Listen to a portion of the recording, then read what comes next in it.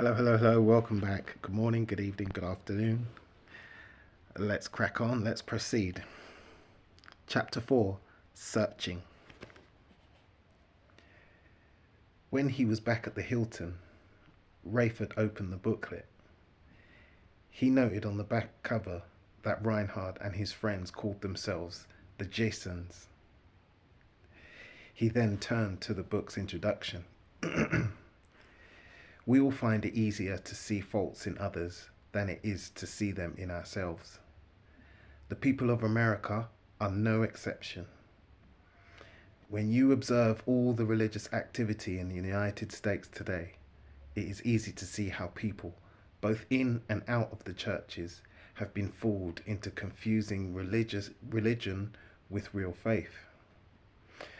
But religious activities, rituals, even emotional experience have little to do with good old-fashioned obedience to the things that Jesus taught us in the Bible. And America's disobedience will be punished before anyone else's, because of those who know the most have most to answer for. Judgment starts at the house of Israel. Now heads up, family, easy, because it's not out to get worse. Easy, family, easy. The introduction went on. If it is any consolation, the Bible promises that there will be even big there'll be an even bigger day of reckoning for the rest of the world than that which will fall upon the United States of America. But the Bible also says that judgment must begin with those who claim to be God's people. 1 Peter 4:17. And as we will elaborate in this booklet, the judgment of America is going to make the destruction of Sodom and Gomorrah sound like a Sunday school picnic. Well, that much is true, thought Rayford straight. He then read on. It just happens that God often used a convenient heathen nation to judge his people, Israel. Because America is the New Testament equivalent of Israel. God will use atheistic communism to carry out his judgment on America. No big deal. It's not a spiritual competition between America and any other political power. It is just a matter of personal accountability on the part of those who should know better. Billy Graham is reported to have once said, if God doesn't destroy America, he owes Sodom and Gomorrah an apology. The assumption, of course, is that God should destroy America because of its homosexuality or its atheism or its prostitution or gambling or drugs or abortions, but presumably not because of the sins of the churches, materialism, pride, hypocrisy, self-righteousness, and any other things that Jesus actually got cranked up about. Yeah, so I understand that Jesus came. I came not but for the house of Israel. So he came to show us, look within. He didn't complain about the Romans and such and all this business. That came afterwards when the disciples were told to go out. They were told to go out to the diaspora at the time and remind the house of Israel who they are. And Gentiles around were able to listen to this, and they heard of eternal life. Israel hoped for miracles, but the Gentiles were just pleased to hear that they could get eternal life.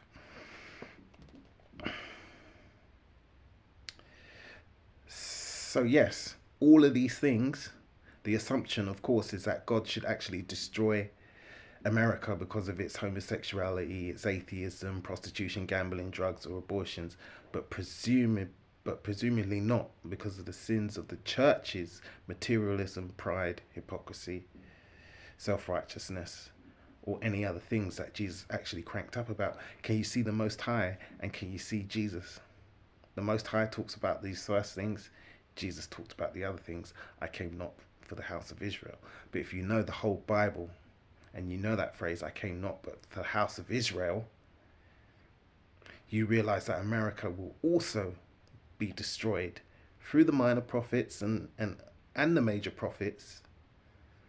America shall also be destroyed, and other nations will also suffer because of what's been done to the house of Israel, what is done to his people. Deuteronomy 30:7. All these curses shall be reversed. I can go on and on, but let's keep this brief. Abraham assumed that there were at least 100 righteous people in Sodom in his day. He probably did so because many of them attended his synagogue or supported his evangelistic crusades. But God knew otherwise. Abraham had been deceived by religious double talk. When Jesus compared the sins of Sodom to the sins of our day, he made no mention of homosexuality, witchcraft, or any of the other sensational stuff. He just said the problem was materialism and family commitments, even amongst those who attended the synagogue or whatever the churches were called in those days. He came and he called out his own people who were claiming to be following the laws, who should have been following the laws. And he told them that we were rotten. And he showed us a better way, a new way of living. But he also said, I came not to do away with the law of the prophets. It's that balance. You have to weigh up the whole book. Once you keep reading, you read again, you go over things again. It's clear. You don't need a specific statement, chapter, verse to tell you everything. Some things are just there for you to work out on your own. I don't need to know to really dwell on whether God is Jesus, Jesus is God, and whether this and that and other arguments. Sometimes I think it's just a test. It's like in these times where the walls are closing in, the dragon is coming. Are you really going to sit and bicker about the name of God, the name of Jesus, whether they're the same people, they're the same person, whether Jesus is God and God is Jesus? And are you really going to worry about that in these times? Is that what you want to argue about? Really? Sometimes I just think it's a test for us.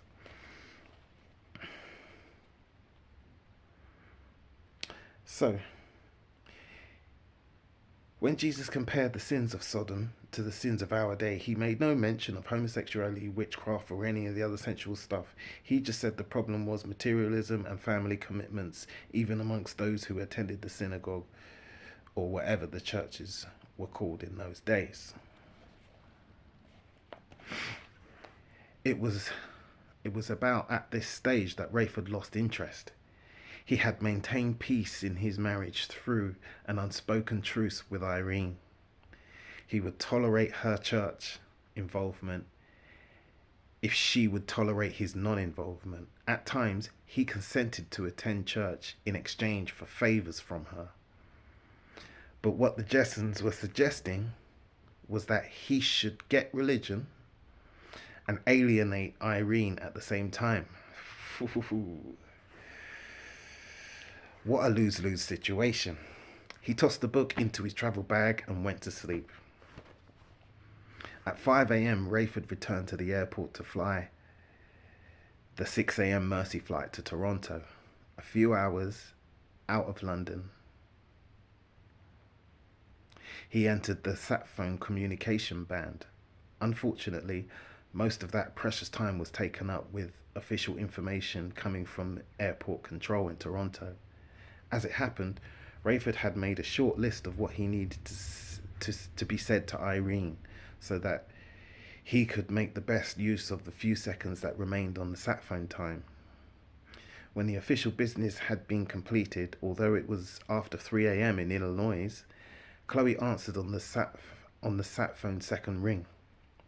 That was fortunate, thought Rayford. Chloe was a clearer thinker than her mother, and she would follow his instructions well. Chloe, this is Dad. I only have 1 minute, so listen closely. Do you have a pencil and paper handy? Yes, Dad, but... Good. Please turn the sat phone off for 48 hours after I hang up, so the battery will last longer. Got it. Chloe had already thought of that, and she had left the phone turned off for much of the previous day, since she knew her father could not have made another call for at least 18 hours. Very clever girl. Although she badly wanted to share her news, she was still taking notes, as she had been told to. Yes, I've got that. But Dad, I'll be in Toronto by 8:30 your time, and I'll make sure that the rescue people there know about you. I'll phone with more details on my way back to London in a couple of days. Dad, Chloe shouted. Mum's gone. Gone? Gone where? Rayford assumed that Irene had gone out to get some provisions, forgetting that it was 3 in the morning in Prospect Heights. I don't know. Somewhere in Montana. She went with Vernon and Elaine Billings yesterday. They think that Jesus is out there somewhere. Raimi went with them. I tried to stop them, Dad. I tried.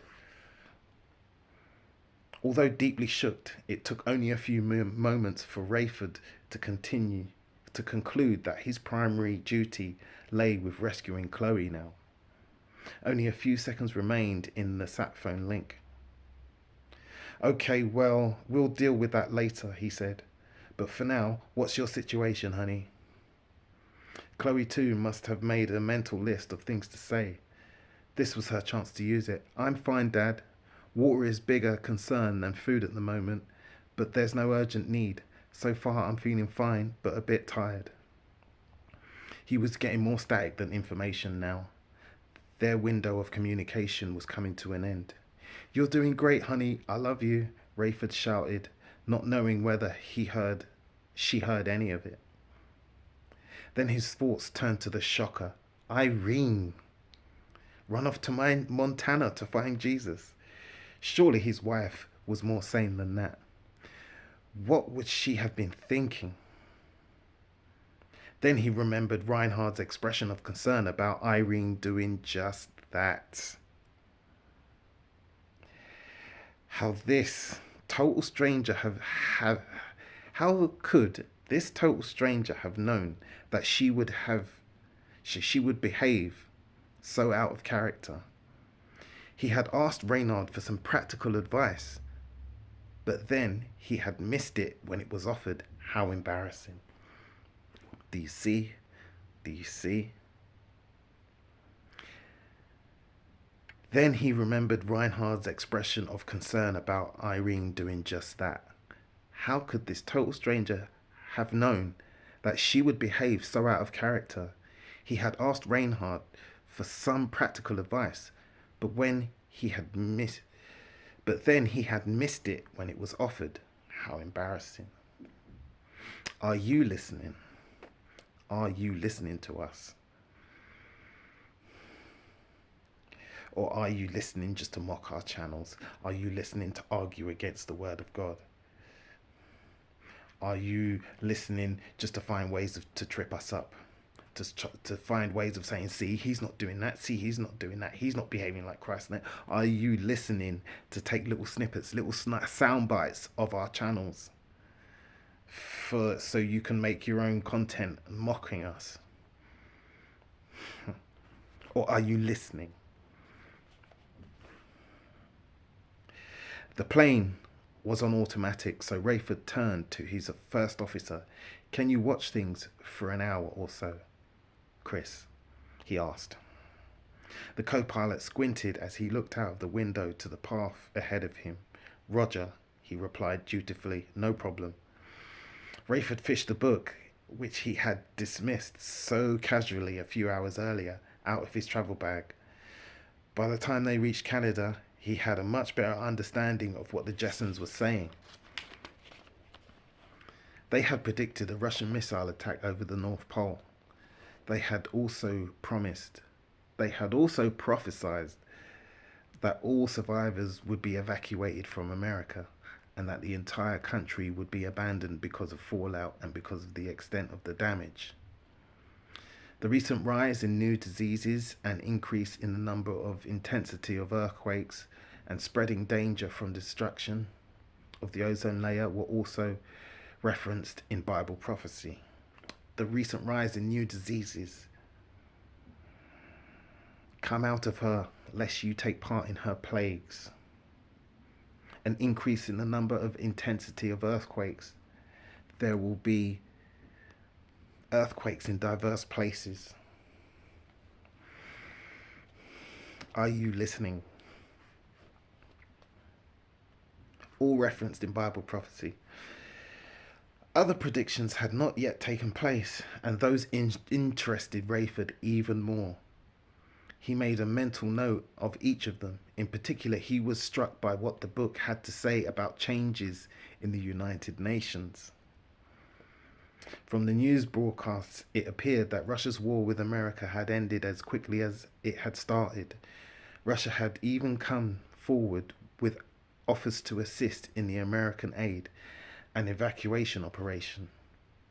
Secretary General Deng Chao had held a press conference only hours after the news broke, in which he assumed responsibility for coordinating the relief effort. The whole attack was being treated more like a natural disaster than a war for which Russia was totally responsible. Did you get that? Have you been listening? Secretary General Deng Chao held a press conference only hours after the news broke out.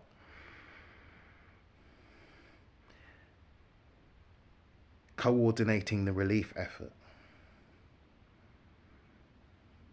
And remember a few pages back where I mentioned that the other nations knew that America's defense systems weren't quite what they were.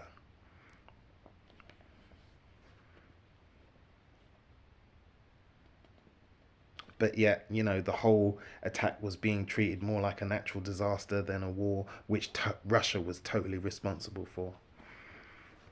That's the story. This is what I mean. This all we're seeing now, they're building up one epic story for the history books. But it's not actually the facts of what's happening.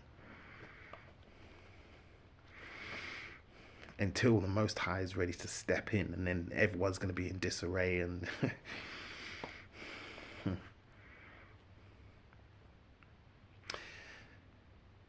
This is not to say that the whole nations were not outraged at what had taken place, but harsh reality was that they were totally occupied with the disaster itself.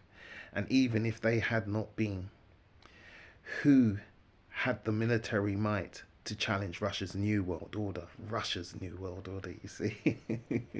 Unbelievable. When we all know this is the elites of the whole world. It's not about nations. It's not about countries anymore. You have to wake up. But this is the way certain powerful nations want you to believe it. When they're all in it together.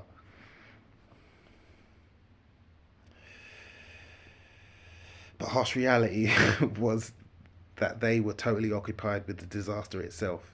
And even if they had not been, who had the military might to challenge Russia's New World Order? Now that America was gone.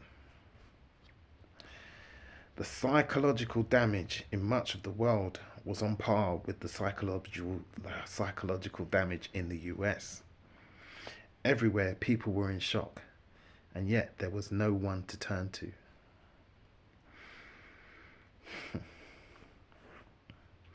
It intrigued Rayford that the Jetsons' little book could have so accurately predicted it all.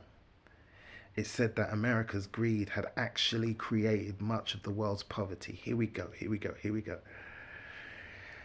The brain drain, monopolies on information technology, multinational investment strategies in the third world, and the transformation of limited third world farmland into luxury crops like tea, rubber, coffee, cotton, sugar, tobacco, spices, and fast growing number of timber forests, all depleted the third world of badly needed labour, technology, and resources for their own development. Unbelievable waste in America and Europe, it doesn't say that, but it just says in America, come at the expense of the rest of the world. Even US aid was calculated to enhance American power, through loans and military aid. At best, American aid was like offering a band-aid to someone who had just been tortured to death.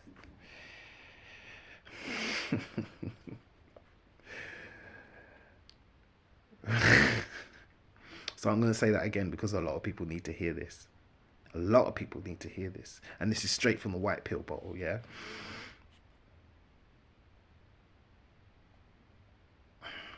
At best, American aid was like offering a band-aid to someone whom they had just tortured to death. Rayford considered arguing with all that he read, but by the time that he had finished reading, he was starting to doubt a few of his own arguments. You can't argue with the Bible. You can't argue with the Bible. You actually read the Bible. You read it. You read it. Not I've read the Bible. You read the Bible. And then you'll find out that I'm not reading the Bible. The Bible is reading me. And if you're still hard in your heart, you're still arguing, you still think you have a right to do all these things with no consequences, you still...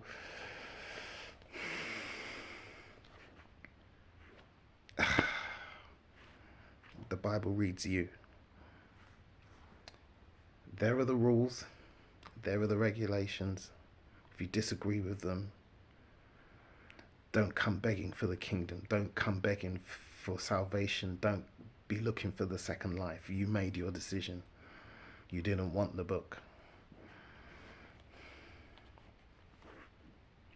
It had been just over 24 hours since the first missile had hit. Already hundreds of thousands of refugees were pouring into Canada. Few of the first arrivals were seriously injured, but most were showing early signs of radiation sickness, nausea, tiredness, loss of appetite. For some, this would develop into dangerous infections, destruction of intestinal lining, brain damage, even death. This was the price they would pay for having exposed themselves soon after the bombings. The whole of Toronto, like other Canadian cities, was being pushed into action to accommodate their southern neighbours. It seemed already that things were out of control and the real rush had barely begun.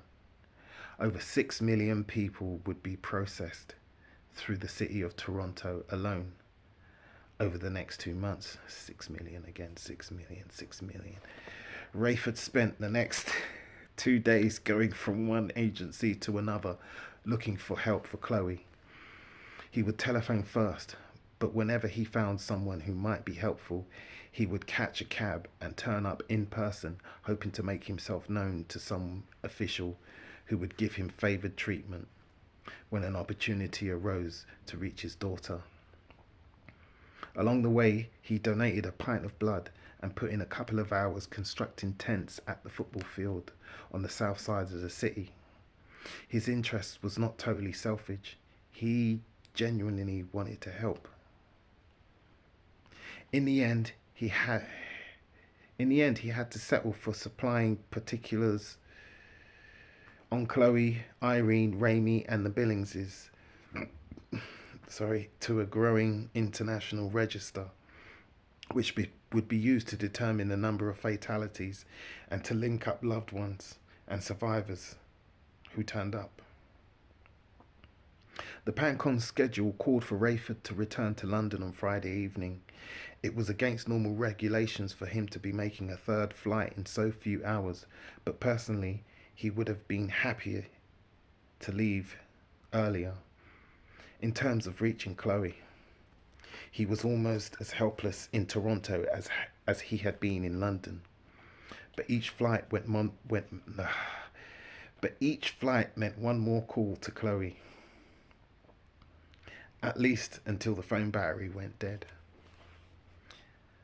Although Chloe, Raimi, and Irene were his main concern, Rayford had also been thinking about what Reinhard had said about his own relationship with God.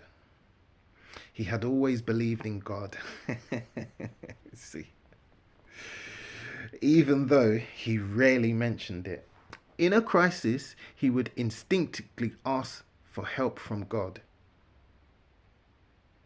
His arguments against the church were mostly excuses for his own indifference to spiritual matters. Nevertheless, he fully believed that real faith required something more than what he saw in the churches. So people they do believe. This is what I keep seeing, I keep noticing. People do have some sort of belief. Like I said, when your child is dying, you will pray. When you need something, you tell a child, like when grandpa and grandpa died, they've gone to heaven. You're like, but you don't like the consequences and you don't like the terms and conditions. And so people try to make up their own God. His arguments against the church were indifferent to spiritual matters. Nevertheless, he fully believed that real faith required something more than what he saw in the churches. And that's so much damage to the faith, because people do see something wrong with the churches. Like I said, millionaire pastors, and people turning up for 1 hour a week and then going back to their normal lives. Joel Osteen, this is my Bible, blah, blah, blah, never getting people to actually open the book. He just says little quotes from the Bible while saying jokes. Very damaging to the faith. And it's all part of the plan. It's all part of the plan. People know.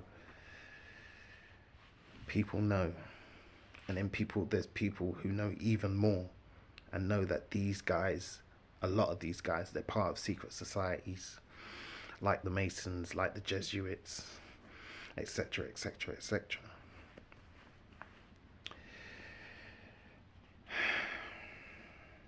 Now it looked like he might have found it.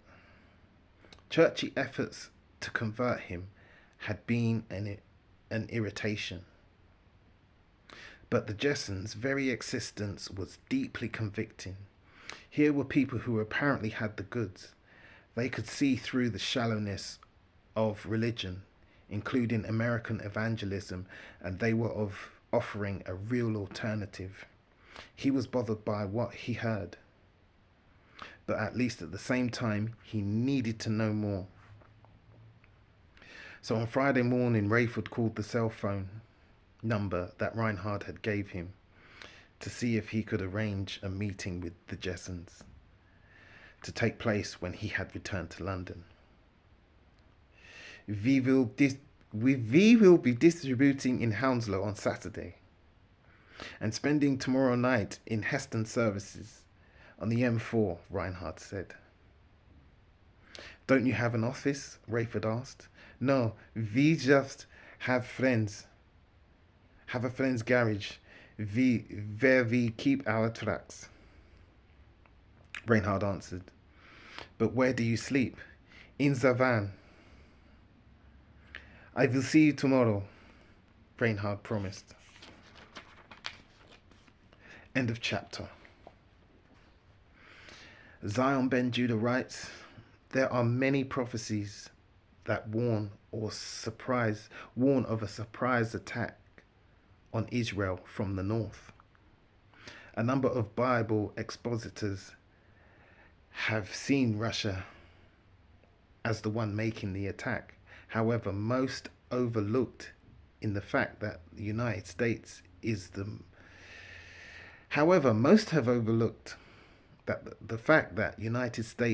modern day equivalent of Israel. And that an attack on the US by Russia. I know lions are roaring right now. Yes, lions are roaring. And that an attack on the US by Russia from over the North Pole would also be from the north. In the opening chapter of the book of Jeremiah, God asked the prophet that he is looking what he was looking at one night. And he says that he is looking at a pot of boiling water. He says, the face thereof is toward the north. God goes on to tell him that the pot symbolizes trouble that is coming from the north, trouble that will be put on his people in hot water. Figuratively speaking, Jeremiah 1:13 and 14. It is interesting that the most significant constellation in the northern hemisphere is the Big Dipper or Big Pot, and that you need only line up the stars on the face of it to locate the North Star. The North Star is the most significant star in yet another constellation, the constellation called in Latin Ursa or Russia, the bear. Now, once again, I could go on a rant about the stars, same place, the stars. Okay. But, you know, I'll be doing my family a disservice if I don't address this. Jeremiah 1:13-34. Now, this is where replacement theology has done so much damage and also erasing our history. It's all part of a plan to make sure you do not understand this book and you never recognize us.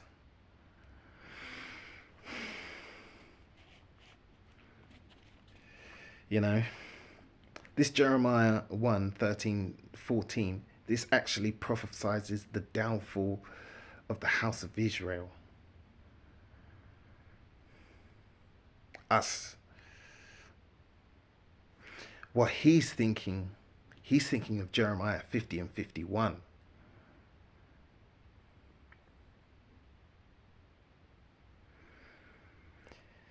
So you need to go and read that. You need to read Jeremiah 1 and 2 and just keep reading and see where we have got to this point today where we're awake. We realize we're the people. Deuteronomy 28, the go-to all the time, the big eye-opener. When we weigh up all these things, we are now learning our history, how great and powerful Africa was. How the scattering started long before slavery.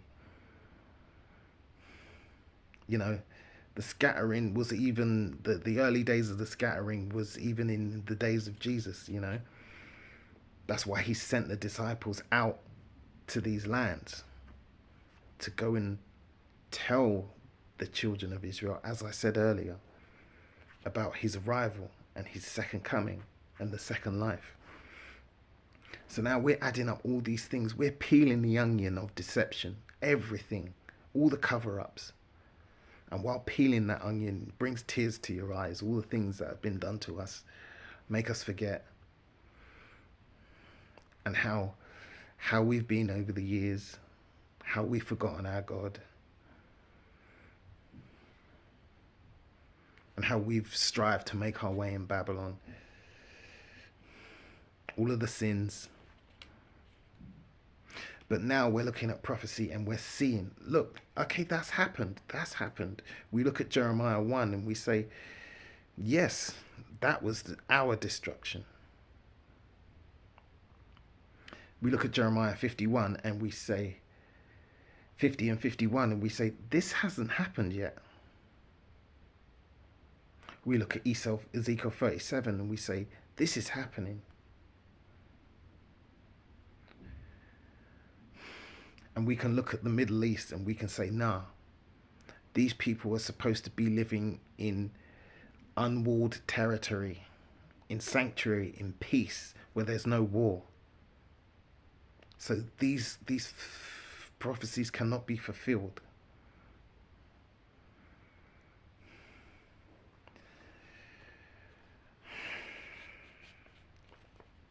I mean, that's what I've got. That's what's in my locker at the moment. And as I keep reading this Bible, we keep learning off each other. We keep gleaning off each other, you know. We're putting the pieces back together. we can see a rough picture of the puzzle, but we add in the pieces for a clearer picture. We add in the pieces. We add in the pieces.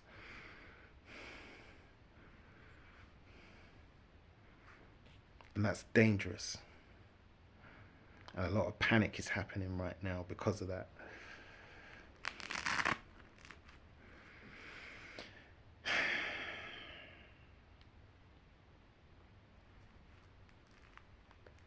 But it's all prophesied, it's all written, and it's up to you. The truth has set us free. You need to be set free as well. So let go of the lies. Read John 8. Let go of the lies. Decide who you want to be. Read John 8.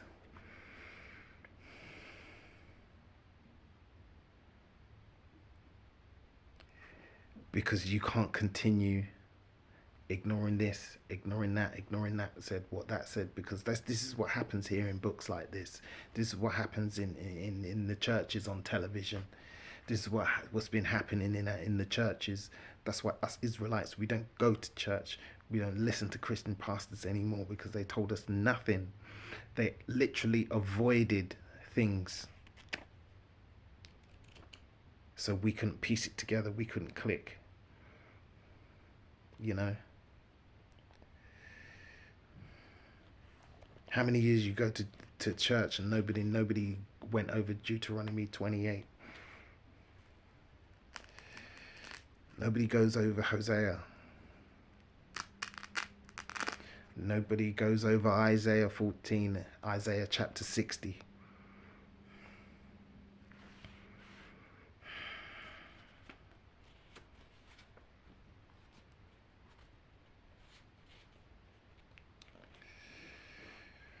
So like I said,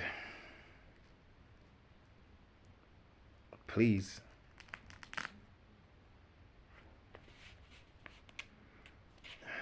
it has to stop. It has to stop. You got to recognize.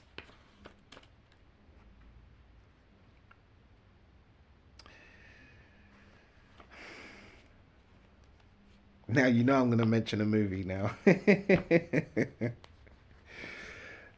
Gran Torino. Gran Torino.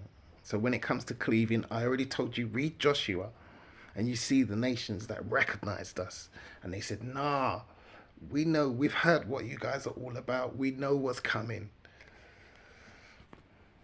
We want to go with you. We're going to help you. I mean, is it the Gibeonites?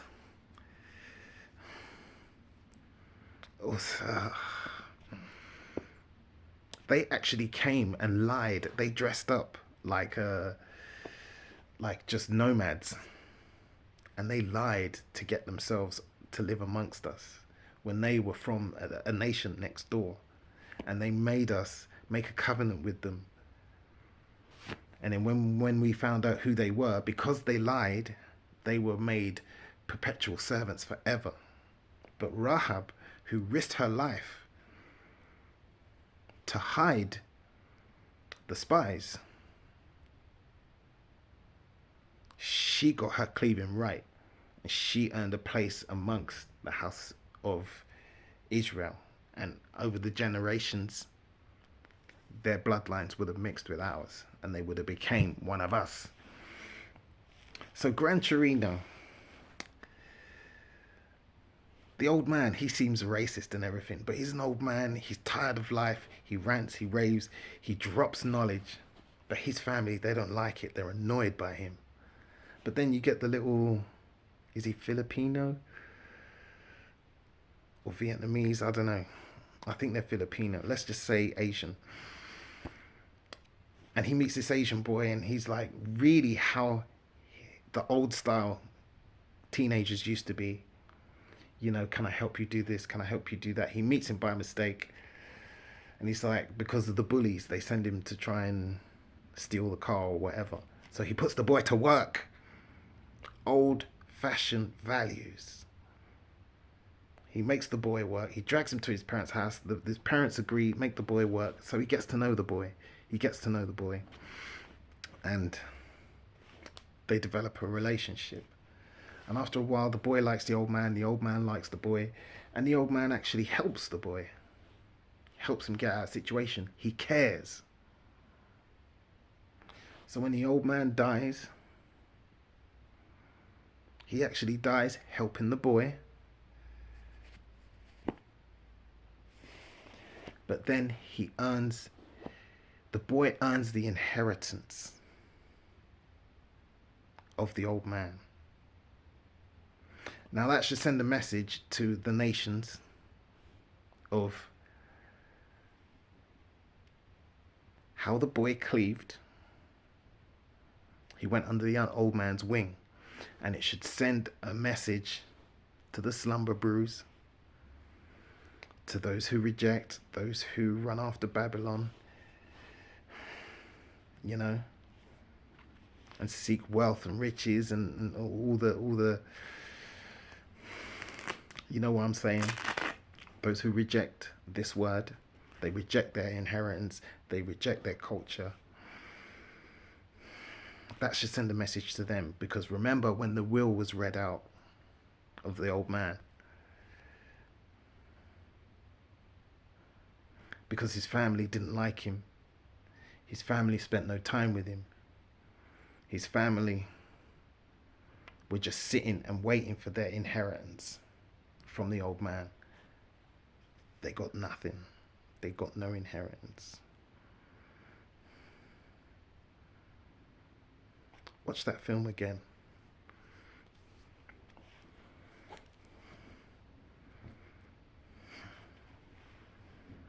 I know I'm crazy. I'm crazy.